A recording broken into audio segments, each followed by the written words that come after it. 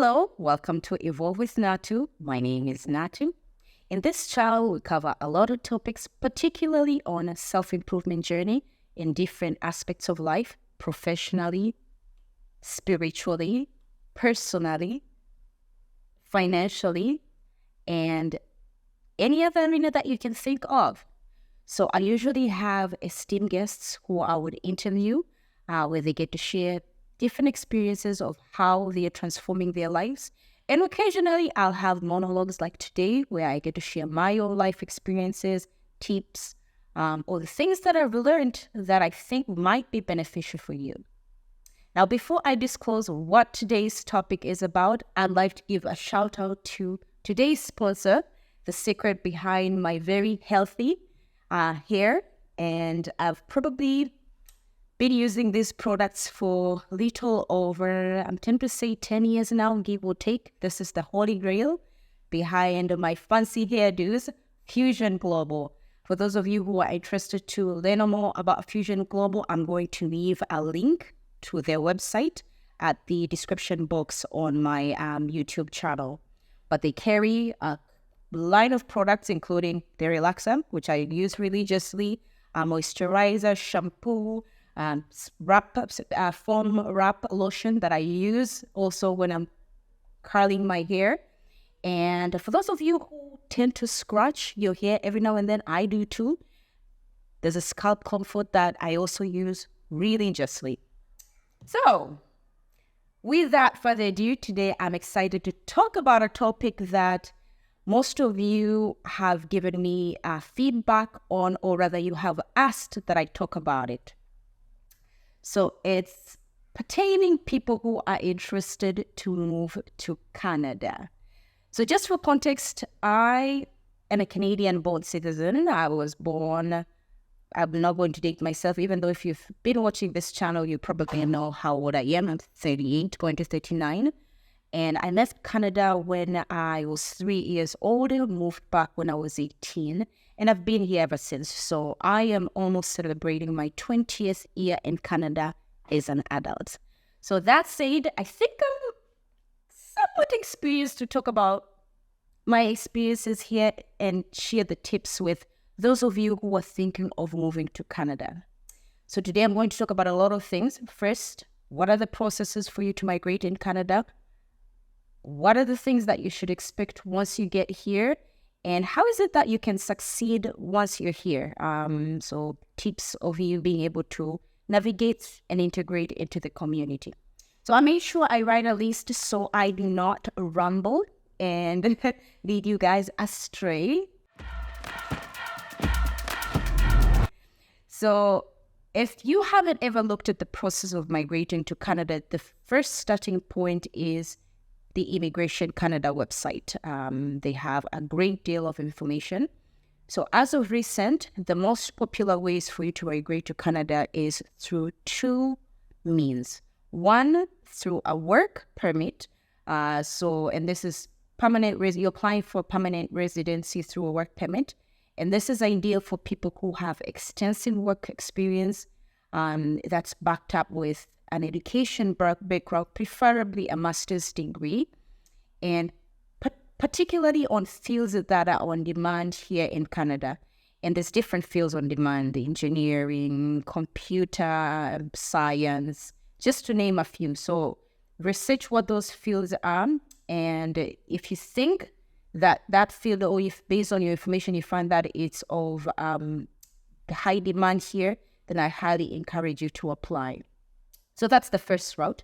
The second route is through a study permit. So for people who are looking to study and eventually stay in Canada, or people who already have a degree and they're looking maybe to advance their studies, either get a master's degree or get another degree, or they're looking to pivot into another field. So and they need an education academic credentials rather to do so. So that's another way that you can actually get your permit to become a Canadian citizen resident, because you become a resident and subsequently you become a citizen should you please to, or should you want to.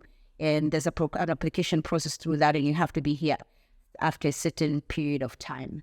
So for those of you who might choose to go through the study permit route, my recommendation is one, research on the universities or the colleges that you want to attend and the programs that you want to attend, and understand that studying in Canada can be costly. So budget for your, not only your tuition, but your expenses once you're here. And then how are you going to pivot from being a student to being an employee and eventually apply for your permanent residence? I should also mention, for you to also qualify for permanent residence, there's also a fee. So make sure that you visit the Immigration Canada website for you to figure out what the fees are, so that you're preparing yourself adequately for the move to Canada. So those are typically the most popular ways. So immigrating through a work permit, so express entry, and then study permit. And there's other ways, and I highly recommend that you go and search the Immigration Canada website for more information. So once you're in Canada, what are the things that you need to know about once you're here? So number one, where you're going to reside. Location. For those of you who studied marketing, who studied business, this is a very popular phrase or popular saying: location. Where you decide to stay will determine how successful you are going to be in Canada and how much you're going to like Canada. So depending on where you are in Canada, life can be a bit costly or it can be affordable. So certain provinces are known to be more on the costly side. So places like British Columbia, Ontario, particularly Toronto. I know we all love Toronto, but Toronto is expensive. British Columbia, particularly Vancouver. So when you're moving to places like that, you have to keep in mind all the astronomical price, cost of living in terms of like housing, in terms of costs of you being able to move around. So mind you, there's also other provinces that reasonably priced. So we're looking at the likes of Quebec, which you need to be able to speak French for you to be able to live there comfortably. And I'll disclose this later on in this video. And there's other provinces, particularly New Brunswick, where I used to live before. That's fairly affordable. Alberta, where I am currently residing. So make sure you research. There's few resources that gives you a comparison. I think I wrote the name of the website and I'll provide a link. I think it's Nambio.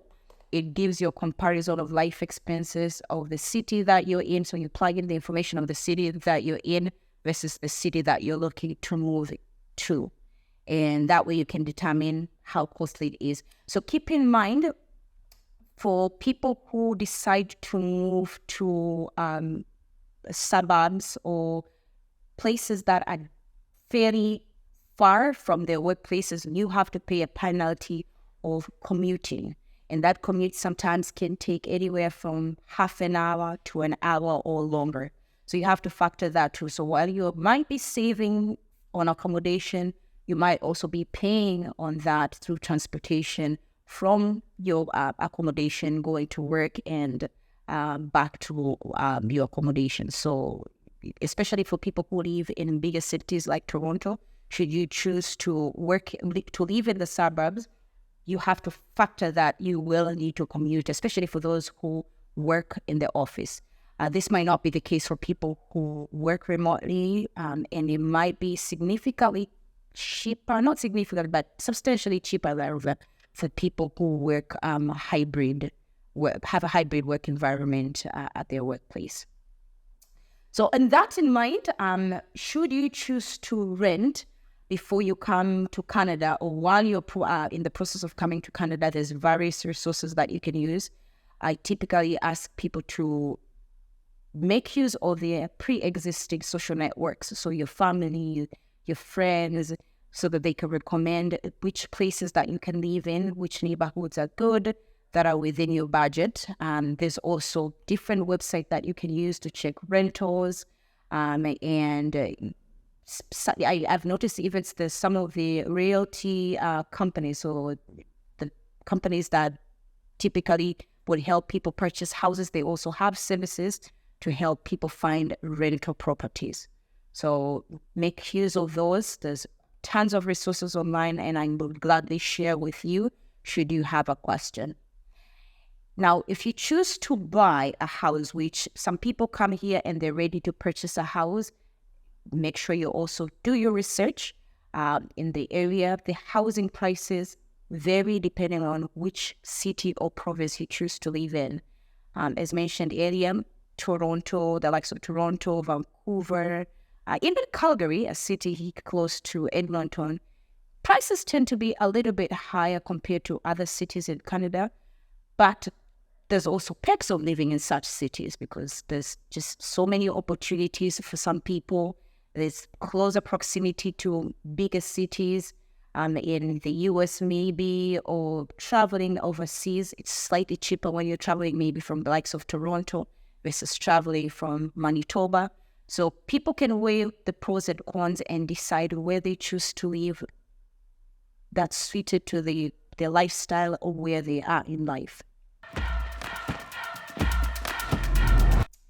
So now that we've covered accommodation and location in particular, we're going to move to the next point, which is the job market.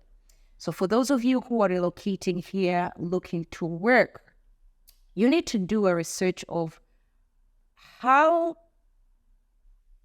on demand your field of expertise is, because that will determine the likelihood of you being able to find a job easily and easily being relative, or whether or not you might need to pivot to another career. So the job market here, depending on where you are and depending on the field, it can be a bit stiff. So you just having the academic credentials sometimes might not be enough. You might need to have extensive experience. And sometimes with certain careers, they might need you to have, or certain fields rather, they might need to have a Canadian experience, particularly for people who are in the field of medicine. So medical doctors, lawyers, they will, before they start practicing in Canada, they will need to get the certifications and training so that they can meet the Canadian standards of practicing in their fields. And that usually comes with a bit of a price tag. So if you're not in those fields that require you to have the Canadian certifications or the Canadian training, then your work is somewhat cut up for you. So it's just a matter of you being able to find a job in your field of expertise, and give yourself grace and patience be patient if you don't find a job right away, and also being open-minded to pivoting a career, whether it's temporarily or permanently, should you not be able to find your job of liking or a career or in your field of expertise. Now, while we are in the job market, keep in mind with most of the employers also, other than you being offered a salary, there's other perks that you could also be offered. So things like your health insurance that I'm going to cover later, and things like contributing towards your retirement savings plan, which is, I think, pretty common. So all of those things are things that you should be considering when you're looking for a job. And other perks like the length of a vacation, typically I think it's 2 to 3 weeks. Some people get lengthier vacations, some people get less than that, which is very uncommon. But be mindful of that. And the typical work hours, I'd say it's anywhere from 37 and a half hours to 40 hours. And some fields are longer than that, some fields are less than that. And depending on your field of expertise, sometimes you might be compensated for working overtime. So some places will pay you, I think, double time and a half. Sometimes will pay you an hour and a half. So do your research and figure out what is it that you need based on your personal and maybe family needs if you've migrated here with a family. There's various websites that you can use to do research on things like salaries and the list of jobs that are available. I usually recommend LinkedIn. I think I found my last 2 jobs through LinkedIn. The websites like Okopolis, and I know I'm not sponsored. This is just me sharing resources, Indeed.com, just to name a few. And also a word of mouth. I'm always seeking information from other people about like the places of work and whether they will be able to recommend you or not. Now, the next topic is the currency, and I should have probably started disclosing that earlier. So the Canadians, we use a Canadian dollar, which I know it's not very common unless you're in North America or for people who are probably well-traveled and people who are just interested to learn about Canada. So the Canadian dollar is fairly strong. The only currency that's doing better than us, I know, is the US dollar. And I believe I checked today's exchange rate with the Bank of Canada, and we're sitting, $1 is equivalent to $1.30 Canadian, give or take. And the euro, I think €1 is equivalent to $1.41 Canadian as of today. And we all know that the exchange rates tend to fluctuate.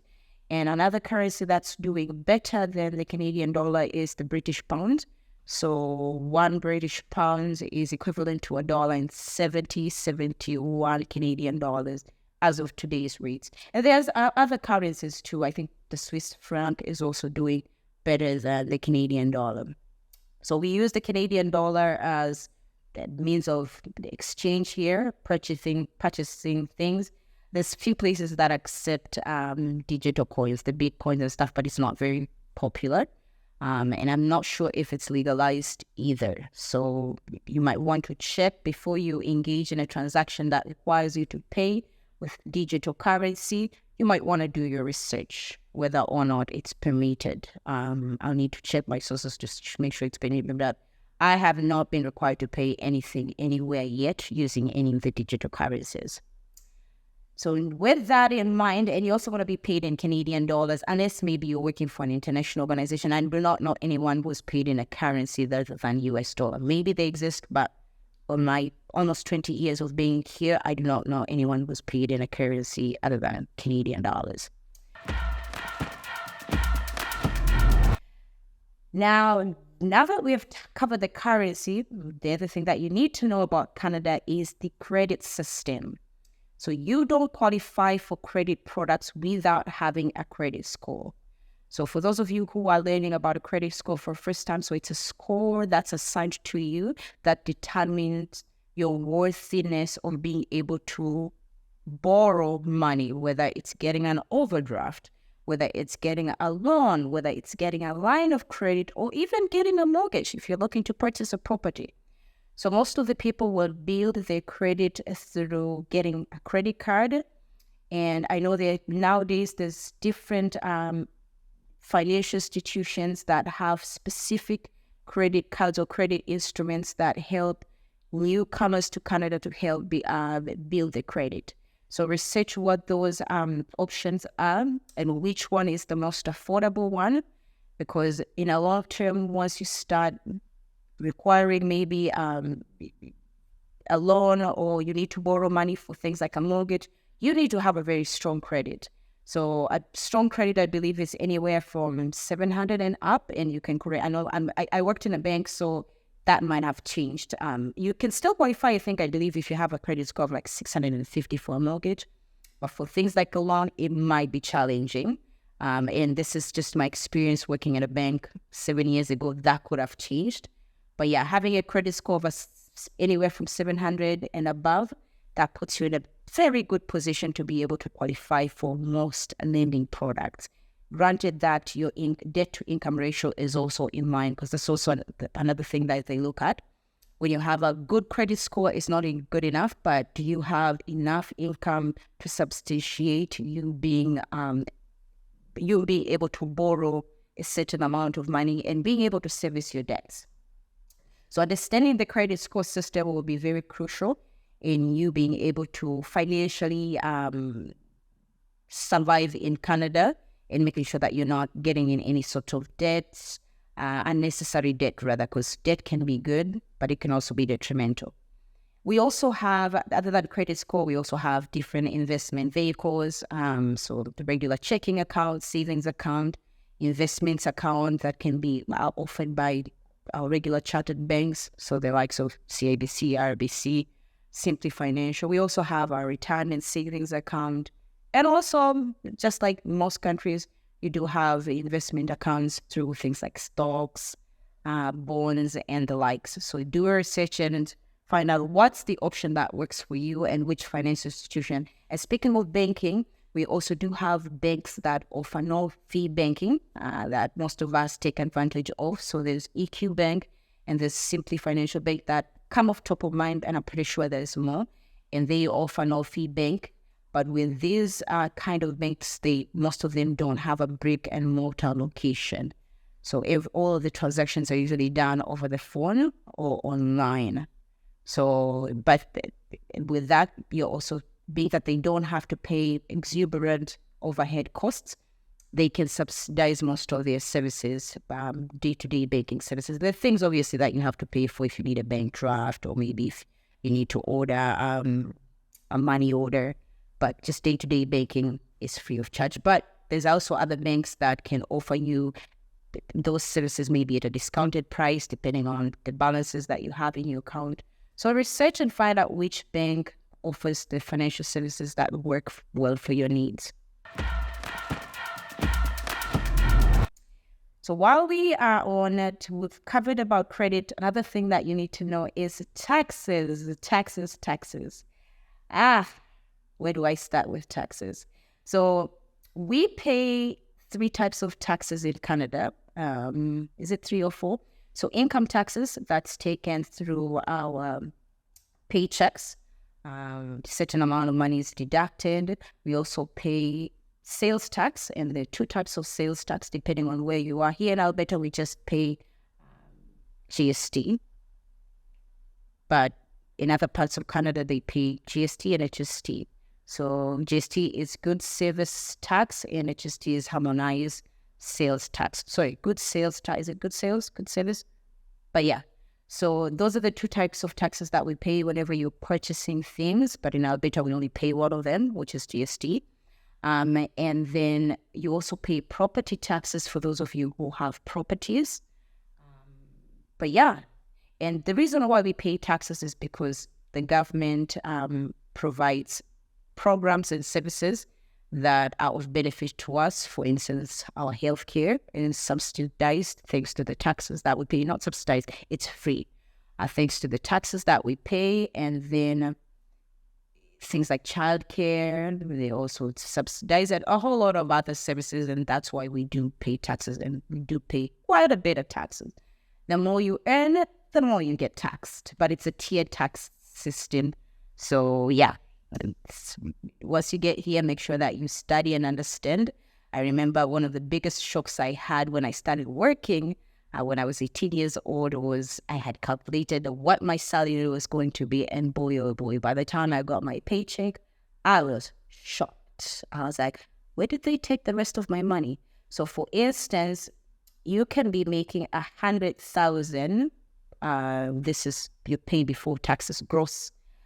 By the time you're taking home your salary, and this is 100,000 annually. I do not know anyone personally who makes $100,000 daily.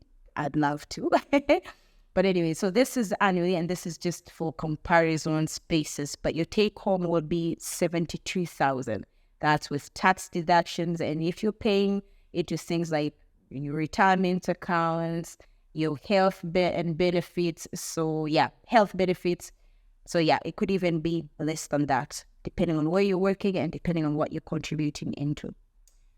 So usually it's a shock for a lot of people, but once you understand how taxes work and what are the benefits of the taxes, I think you're in a better position to excel in Canada, amongst other things. Now, I've talked about subsidized healthcare. I might as well just extensively talk about the healthcare system in Canada.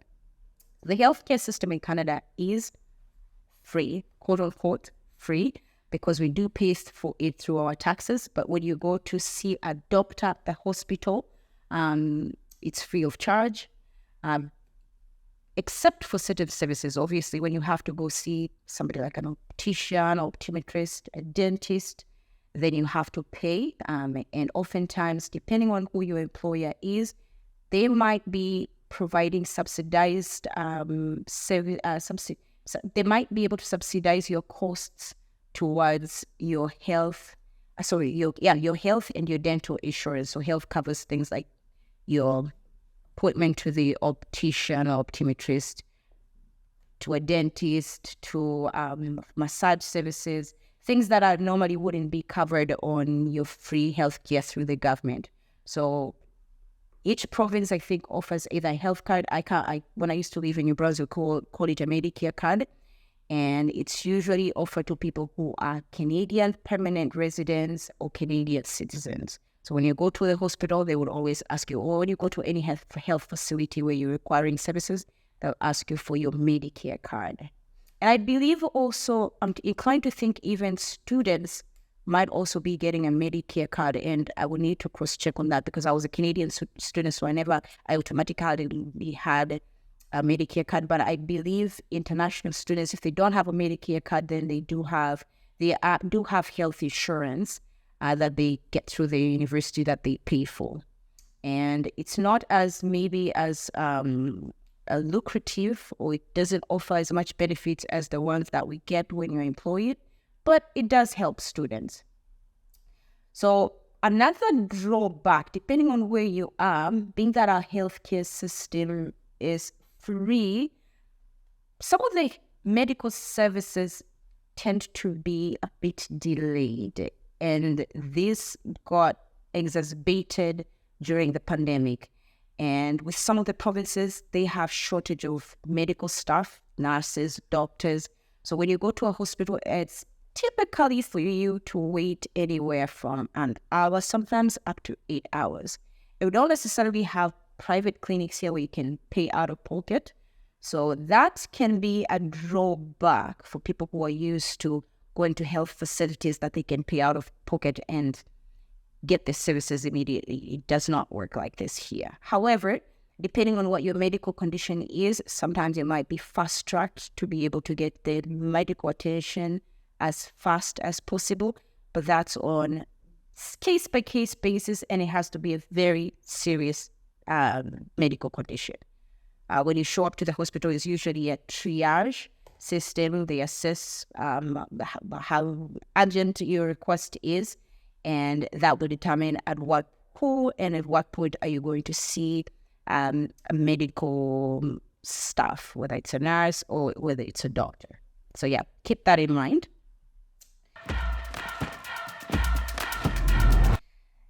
Now, we've talked about healthcare.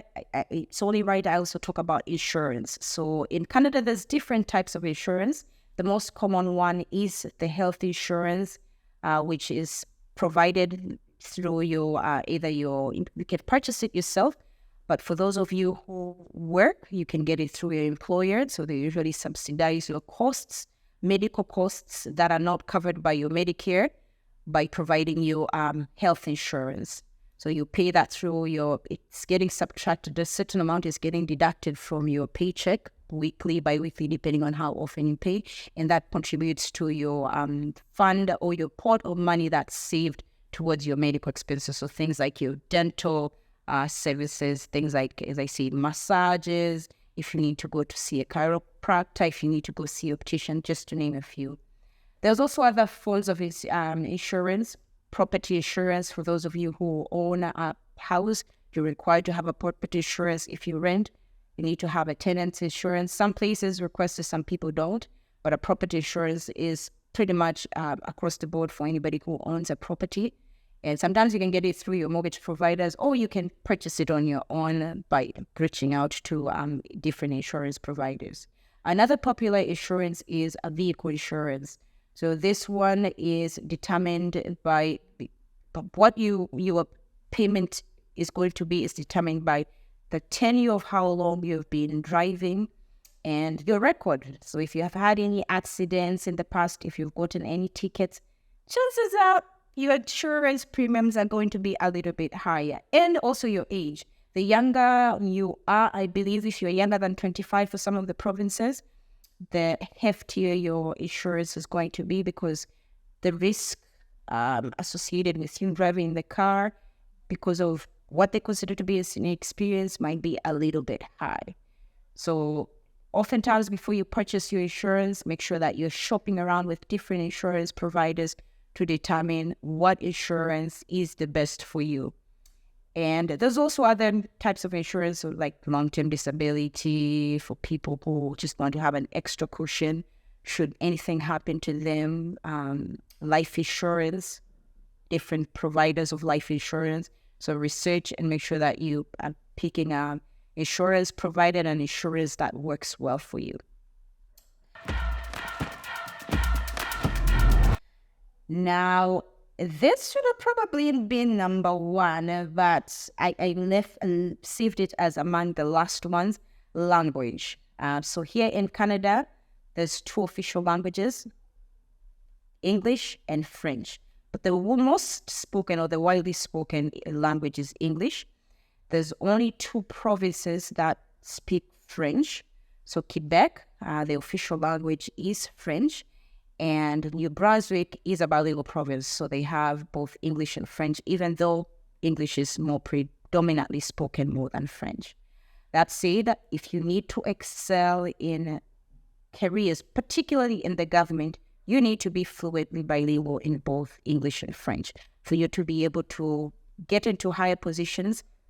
If you don't speak French, highly recommend you start learning French. It will give you that competitive advantage, not only with jobs in the government, but also in the personal sector, but especially with the government, especially if you're going to work in the capital city in Ottawa.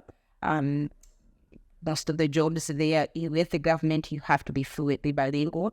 In other provinces like New Brunswick, for you to be able to excel in government, you have to be able to speak French and English fluently. So there's different, sometimes your employer might be able to provide training for French, but sometimes you might be able to, you should be able rather to seek your own options of how you can get the training for French. But where we're headed, I think it's important that most of us learn French and at least be able to have a basic understanding, because it's, depending on where you go, French is probably as important for you to be able to succeed, especially in your careers. And so if you have children, highly recommend you take them to like French Asian schools or French schools, especially if you already have a background maybe in French.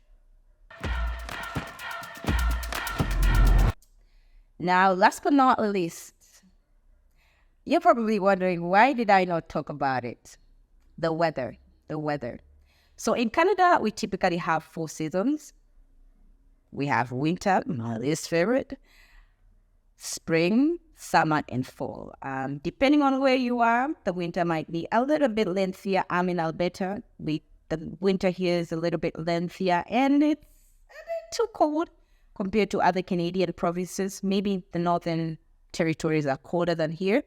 There's some of the provinces that are a little bit warmer, the likes of British Columbia. And there's provinces that get a lot of snow, like New Brunswick, where I came from. So before you relocate, depending on what is it that you prefer, you might want to check and see which provinces have the extreme weather and whether or not this is something that you can tolerate. So the good news is winter typically lasts for most provinces 4 or 5 months. In odd years, they might extend a little longer. But also when it gets hot in Canada, certain places get really hot and humid. So you have to be mindful of that. Now, if you are thinking of applying to move here, I highly encourage that this might be the time for you to do it, depending on which government is in power. Some governments are pro-immigration, some governments are not, depending on what the needs are at that point in time. Canada is always looking for people. And if you think this is the right place for you to come, live, and maybe raise your family, this might just maybe be the time. So keep in mind, I'm not an immigration consultant. I do not work for immigration. This is just knowledge that I've learned over the 20 years that I've been here. So if you're looking to migrate here, I highly advise getting hold of an immigration consultant that will guide you through the immigration process. And if you choose not to go through the immigration consultant route, make use of the resources online. There's a lot of information. Just make sure that you're not lazy. Do the work, and before you know it, You'll be in Canada and you'll be living the Canadian dream, whatever that is. Thank you so much for tuning in. I hope this was informative. And make sure, if you liked this session, leave me a comment below. If you have any questions, I promise I don't have all the answers, but I'll make sure that I find you the answers as soon as I can. And feel free to suggest content that you'd like to see more on this channel. Thank you so much, and you have a lovely day. Bye-bye.